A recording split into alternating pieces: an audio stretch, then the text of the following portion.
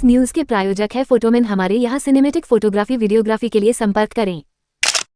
नमस्कार, दैनिक India news में आप सभी दर्शकों का स्वागत है। परिसीमन सुधार के संकल्प को हम पूरा करके ही दम लेंगे। माधव आनंद। रालोमो जिलाध्यक्ष लक्ष्मी पासवान की अध्यक्षता में सर्किट हाउस में हुई प्रेस कॉन्फ्रेंस। दरभंगा राष्ट्रीय लोक मोर्चा के जिलाध्यक्ष लक्ष्मी पासवान की अध्यक्षता में सर्किट हाउस में प्रेस कॉन्फ्रेंस का आयोजन किया गया। संबोधित करते हुए पार्टी के राष्ट्रीय प्रधान महासचिव माधव आनंद ने कहा कि भारत में 2026 में परिसीमन होना है। भारतीय संविधान का अनुच्छेद 82 देश में हर जनगणना के बाद परिसीमन आयोग का गठन कर लोकसभा सीटों का फिर से निर्धारण करने का अधिकार देता है। वहीं अनुच्छेद 170 राज्यों में विधानसभा के निर्वाचन क्षेत्रों की सीमा और संख्या तय करने का अधिकार देता है। आज का जो मुद्दा है, मैं पत्रकार भाइयों से भी निवेदन करता हूं कि इस मुद्दे की गंभीरता को आप लोग भी समझेंगे, क्योंकि एक राजनीतिक मुद्दा नहीं है कि जनहित से जुड़ा हुआ मुद्दा है। और हमारी पार्टी पूर्व में भी जो हमारी पार्टी थी, राष्ट्रीय लोक समता पार्टी RLSP के नाम से, उस टाइम में भी जब हम लोग NDA सरकार में थे तो आप लोगों को याद होगा आदरणीय उपेंद्र कुशवाहा जी केंद्र में मंत्री भी थे और उस समय हम लोगों ने कॉलेजियम सिस्टम को उठाने का काम किया था। उस समय किसी की साहस भी नहीं होती थी कि कॉलेजियम सिस्टम के बारे में लोग बोले, लेकिन केंद्र में मंत्री रहते हुए हम लोगों ने हल्ला बोल दरवाजा खोल अभियान चलाने का काम किया। और आज स्थिति यह हो चुकी है कि कॉलेजियम सिस्टम के अगेंस्ट में भारत सरकार भी है। भारत सरकार भी चाहती है कि न्यायिक व्यवस्था में सुधार हो, और पहली पार्टी हमारी थी। बिहार में शिक्षा को सुधार को लेकर भी हम लोगों ने आमरण अनशन करने का काम किया था। आप सभी साथियों का भरपूर सहयोग मिला था। और जो हमारे लोग की मांग थी, 25 सूत्री मांगे थी, उस मांग को आज के डेट में बिहार सरकार ने लगभग अक्षरशः स्वीकार कर लिया है। एक महत्वपूर्ण मुद्दा जो हम लोगों ने अभी संकल्प लिया है कि उसको जन जन तक पहुंचाना है, वह है परिसीमन से जुड़ा हुआ मुद्दा, जिसको इंग्लिश में डिलिमिटेशन बोलते हैं। यह राजनीतिक विषय नहीं हो सकता है, क्योंकि मीडिया का ज़्यादा इंटरेस्ट होता है। चुनाव का वक्त है कि कौन सी पार्टी कितने सीट पे लड़ेगी, उसको जानने की ज़्यादा इच्छा होती है। गठबंधन में सब कुछ ठीक ठाक है कि नहीं, उसको बात जानने की इच्छा होती है। लेकिन ये एक जनहित से जुड़ा हुआ मुद्दा है, और आप लोगों से, सभी लोगों से मेरा आज आग्रह होगा कि इस गंभीरता को समझते हुए आप लोग भी समझिएगा। जिलाध्यक्ष जी आपको प्रेस विज्ञप्ति की कॉपी, सॉफ्ट कॉपी भी सबको व्हाट्सएप पे कर देंगे, जिससे आप लोग को भी आसानी होगी। डिलिमिटेशन एक संवैधानिक प्रक्रिया है और अपने संविधान की एक मूल आत्मा है, एक व्यक्ति एक वोट एक मूल्य। इसी यही मूल आत्मा है अपने संविधान का। और संविधान में इस चीज़ की व्याख्या की गई है कि 10 साल के बाद जनगणना होता है, और जनगणना के बाद परिसीमन डिलिमिटेशन का प्रावधान है। आप लोग को याद होगा 1951, 1961, 1971 तक जो है डिलिमिटेशन का काम हुआ। जब इंदिरा गांधी जी की सरकार थी, 1976 में इमरजेंसी लागू हुआ, और इमरजेंसी के टाइम में ही उस डिलिमिटेशन को फ्रीज कर दिया गया कि इससे आगे सीट नहीं बढ़ेगी। उसको 25 साल तक के लिए फ्रीज कर दिया गया। 2001 में भी उसको आगे बढ़ाने का काम हुआ। जनगणना कोविड के कारण नहीं हो पाया। अब 2026 में केंद्र की सरकार ने जनगणना कराने का, जातिगत जनगणना कराने का फैसला लिया है। और 2026 में वो 25 साल भी पूरा हो रहा है, जहां डिलिमिटेशन की जो है अब होनी चाहिए। जो संविधान की जो मूल धारणा है, संवैधानिक आयोग का गठन, डिलिमिटेशन आयोग का गठन, और उसके अकॉर्डिंग परिसीमन का काम होना चाहिए। समस्या सुनने में तो बड़ा आसान लगता है कि 2026 में होना है, हो ही जाएगा, लेकिन इतना आसान नहीं है। अभी से ही दक्षिण भारत की कुछ बहुत सारी पॉलिटिकल पार्टियां हैं जो इसके विरोध में खड़ा है, जो नहीं चाहती है कि डिलिमिटेशन की प्रक्रिया पुनः स्टार्ट हो। उसके पीछे भी उनका कारण है, तर्क है कि अगर डिलिमिटेशन की प्रक्रिया स्टार्ट होगी तो दक्षिण भारत में हो सकता है सीटों की संख्या कम हो जाए और उत्तर भारत में सीटों की संख्या ज़्यादा हो जाए। यह उनका तर्क है और वो अपना हक को नहीं मानना चाह रहे हैं। लेकिन हम लोग कह रहे हैं कि आपने अपना हक तो ले लिया। 1951, 1961, 1971 में आपने अपना हक लिया। अगर आप पूरा आकलन करेंगे, जो प्रेस विज्ञप्ति जिलाध्यक्ष जी आप लोग को देंगे, मैंने पूरा उसमें विवरण दिया है कि उस समय दक्षिण भारत की आबादी लगभग 300 गुना बढ़ी है, लेकिन उत्तर भारत खासकर हिंदी भाषी बेल्ट में जनसंख्या नहीं के बराबर उस रेशियो में नहीं बढ़ा है। उस समय आपने लाभ ले लिया, और उस समय जनसंख्या हम लोग का क्यों नहीं वृद्धि हुई, उसके पीछे भी रीजन था कि आज़ादी के बाद सबसे अगर शोषित वंचित अगर रहा है तो अपने हिंदी भाषी प्रदेश के लोग ही रहे हैं।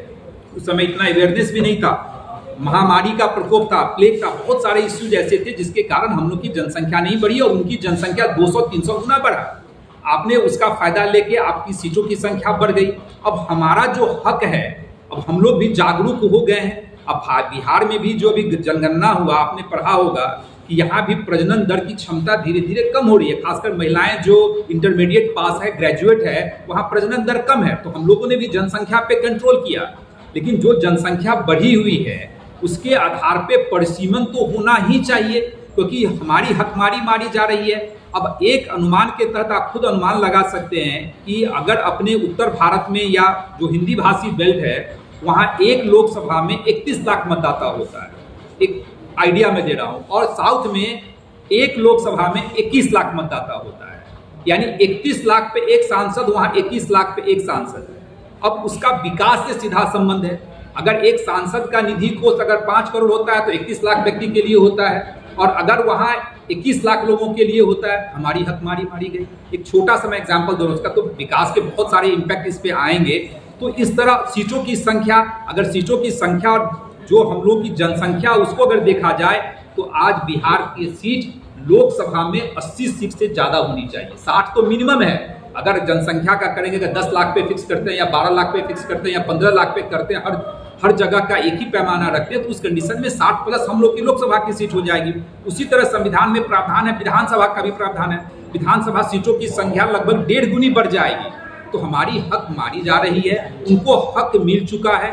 इसीलिए हम लोगों ने यह फैसला लिया, जब हम लोग ने वाल्मीकि नगर में आदरणीय उपेंद्र कुशवाहा जी के नेतृत्व में जो हम लोग का 3 दिनों का शिविर हुआ, हम लोगों ने प्रस्ताव पारित किया कि संवैधानिक अधिकार परिसीमन सुधार, इसको लेकर हमारी पार्टी एक जो है जन जागरण अभियान चलाएगी, जनता के बीच में जाएगी, जनता के लिए अवेयरनेस क्रिएट करेगी कि यह क्यों जरूरी है। अब इसका फायदा सिर्फ एक समाज को नहीं है। अगर सीटों की संख्या बढ़ेगी तो SC ST महिला का जो 33% जो रिजर्वेशन का प्रावधान है, महिलाओं का प्रतिनिधित्व भी लोकसभा में बढ़ेगा, महिलाओं का प्रतिनिधित्व भी विधानसभा में बढ़ेगा, और इसका सीधा इम्पैक्ट आपके बिहार, यूपी और तमाम जो हिंदी भाषी प्रदेश की है वहाँ से आपका प्रतिनिधित्व बढ़ेगा। उसका इम्पैक्ट राज्यसभा पे भी होगा, उसका इम्पैक्ट विधान परिषद पे भी होगा, हर जगह इम्पैक्ट दिखने होगा।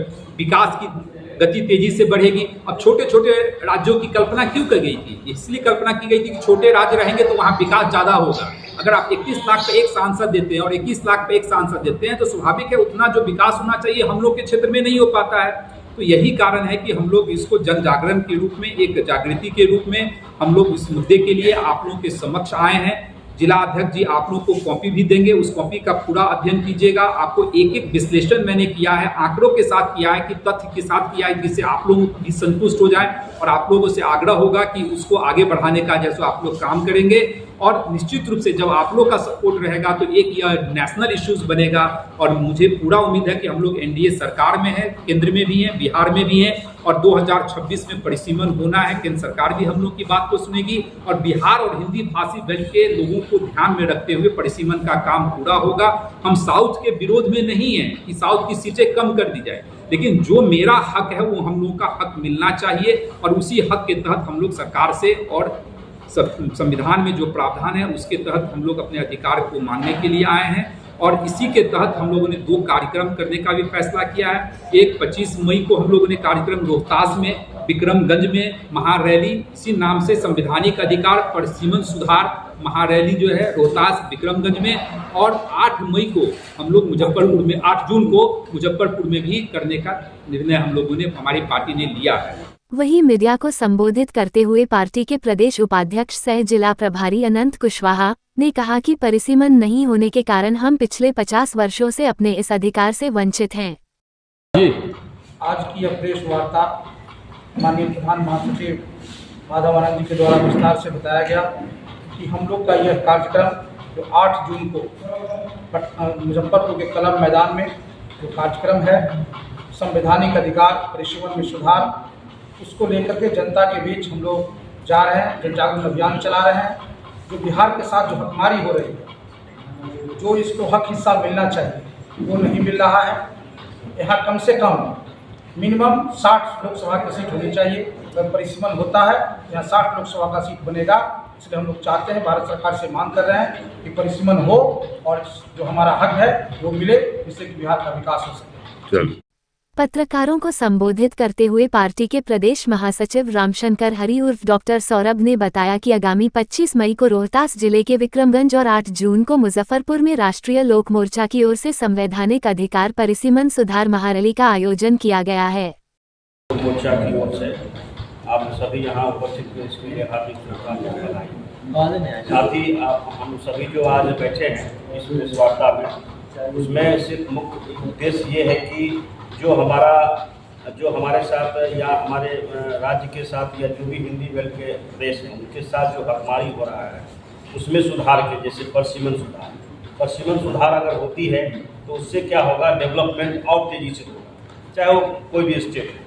उसी के लिए हम सभी लोग यहाँ बैठे हैं और हम चाहेंगे आप पत्रकार बंधुओं के माध्यम से आप सभी भी इस चीज़ को बहुत बढ़ चढ़ के आगे अपने क्षेत्र अपने एरिया में ले जाएंगे, तो उससे और जो जन जागरण की शुरुआत हम लोगों ने की है उसमें और मजबूती मिलेगी। इसके साथ इस मौके पर प्रदेश उपाध्यक्ष सह जिला प्रभारी अनंत कुशवाहा, प्रदेश महासचिव रामशंकर हरि उर्फ डॉक्टर सौरभ, जिला महासचिव परवेज आलम, राजा पासवान, मिट्टू कुमार ठाकुर, आशीष शाह समेत कई कार्यकर्ता उपस्थित थे।